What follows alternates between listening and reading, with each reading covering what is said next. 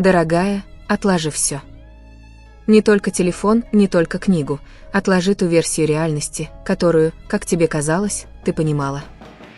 Потому что то, что я сейчас расскажу о Ким Тэ-хёне, это не слух, не теория и не очередная история о возвращении, рассчитанная на 48 часов и исчезновение. Это трещина. Искажение сигнала.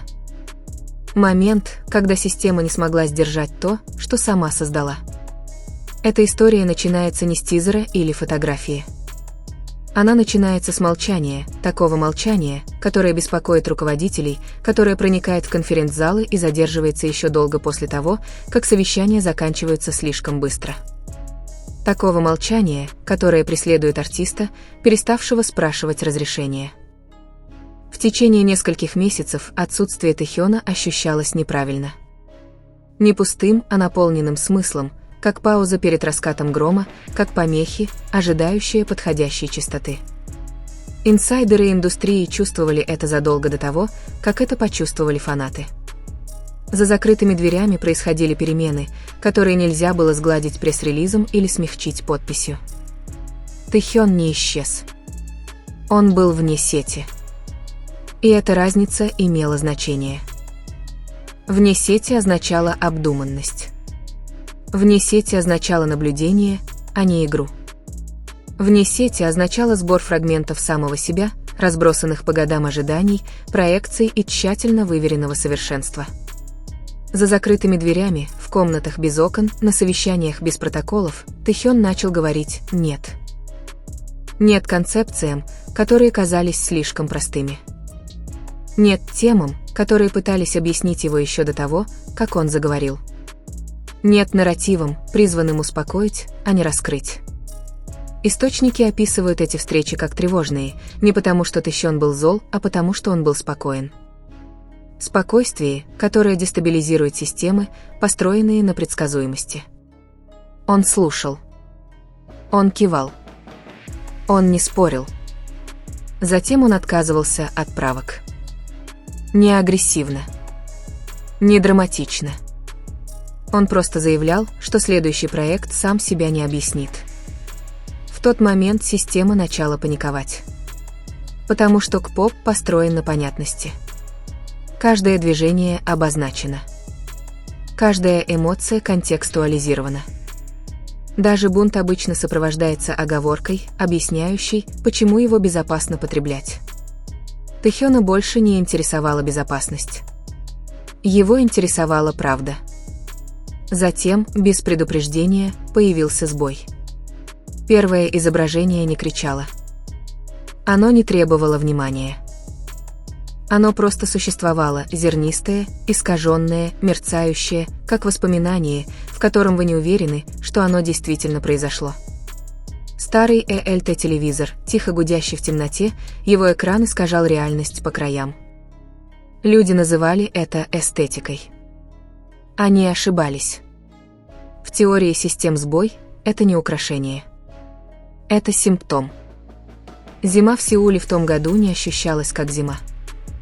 Холод был, но под ним скрывалось напряжение, сжатое, невысказанное, ожидающее. Профессионалы индустрии почувствовали это мгновенно. Это было не затишье перед возвращением. Это была тишина перед сопротивлением. Решение использовать ЭЛТ-мониторы было не ностальгическим, а конфронтационным. ЭЛТ-экраны принадлежат эпохе, когда сигналы были нестабильными, когда помехи были ожидаемы, когда изображения искажались, если стоять слишком близко. Другими словами, до того, как совершенство стало обязательным. Каждый экран в тизере отображал не контент, а провал. Статика. Задержка. Искажение. Отказ от чистоты. По словам инсайдеров, Тэ-хён лично одобрял каждое мерцание. Когда кто-то предложил сгладить сигнал, он отказался. «Оставьте шум», — якобы сказал он. В этом и суть. Потому что именно через шум просачивается правда. Затем появился символ. 3 линии. Резкие. Непреклонные. Почти агрессивные в своей простоте. Никаких объяснений. Никакой подписи. Никакой предыстории, которая могла бы помочь в интерпретации. Фанаты бесконечно спорили: минимализм, абстракция, модернизм, но за кулисами разговор был другим. Руководители спросили, что это значит. Тэхён не ответил. Потому что смысл, однажды данный, становится собственностью. А этот проект не предназначался для того, чтобы им владели индустрия, СМИ или даже зрители.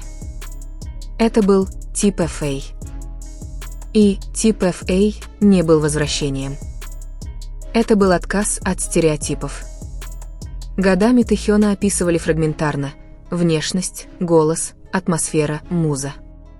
Каждое определение было лестным, каждое неполным, каждое отнимало что-то важное. Тип FA – это момент, когда он перестал позволять фрагментам говорить за него. После того, как тизер распространился внутри компании, количество совещаний увеличилось. Экстренные совещания, замаскированные под совещания по согласованию, проводились в комнатах со стеклянными стенами, которые выглядели прозрачными, но ничего не раскрывали. Руководители из разных часовых поясов задавали один и тот же вопрос разными тонами. Что он пытается сказать? И каждый раз ответ был один и тот же. Он ничего не сказал. В этом и заключалась проблема. Внутренние обсуждения использовали такие слова, как «непригодный для продажи», «слишком абстрактный», «эмоционально недоступный», не потому, что визуальным образом не хватало красоты, а потому, что им не хватало уверенности. Не было улыбки, которая бы подкрепляла интерпретацию, не было знакомого эмоционального сигнала, не было сюжета, который можно было бы кратко изложить одним предложением.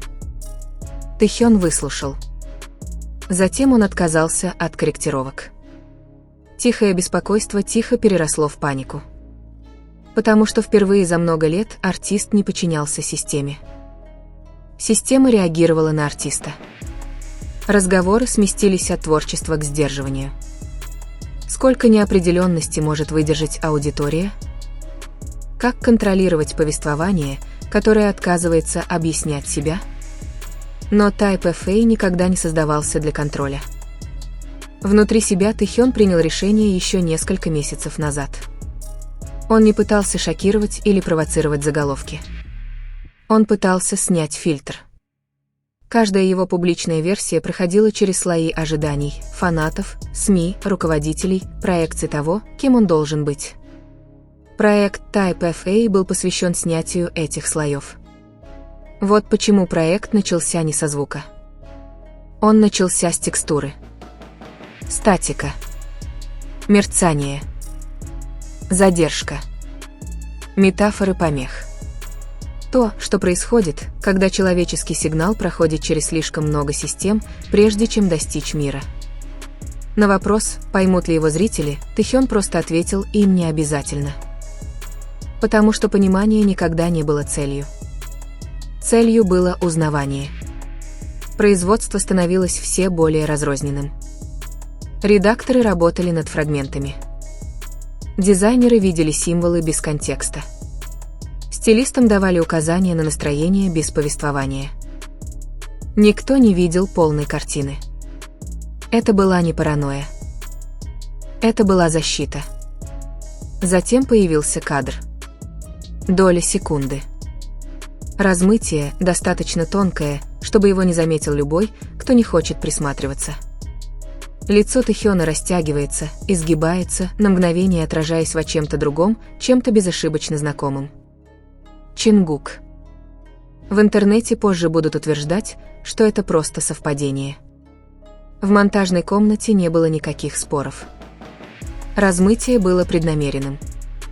Не намек на романтические отношения.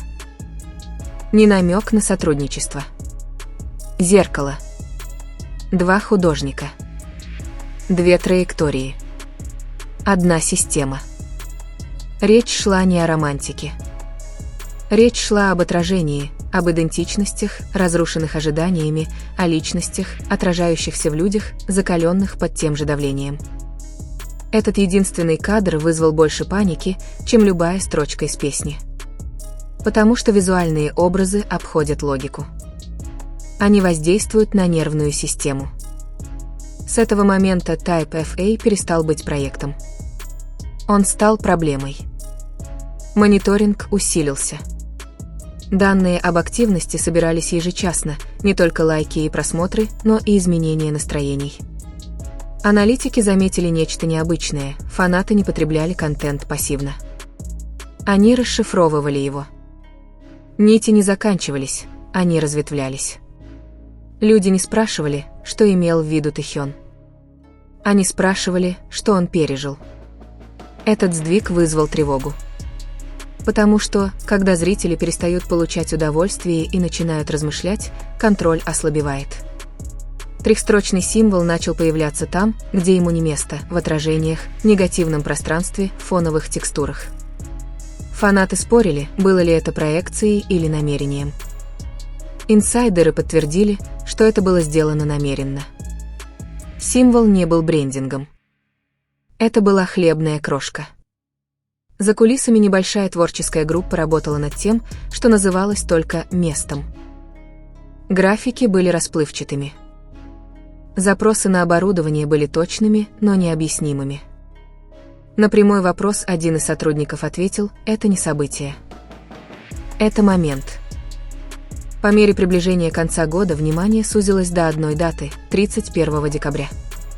Внутренние симуляции были тревожными. Спрос не достиг пика и не стабилизировался, он нарастал. И все же Тэхён оставался в основном в тени. Никаких прямых эфиров с обратным отсчетом. Никаких обнадеживающих постов. Только тишина. А потом, внезапно, присутствие. Появилось единственное изображение – Тэхён в строгом пиджаке с выверенной осанкой и нечитаемым выражением лица. Меньше айдола, больше заявления.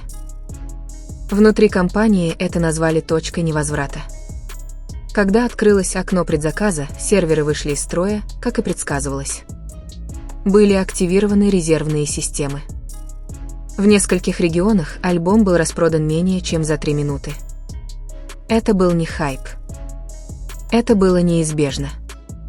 И все же никакого празднования. Никакого триумфального шествия. Проект оставался тихим, полным скрытых смыслов. Во время одной из финальных съемок в внутреннем кармане пиджака Тэхёна было найдено сложенное письмо. Незапланированное. Незарегистрированное. Было ли это бутафорией или чем-то настоящим, так и не подтвердилось.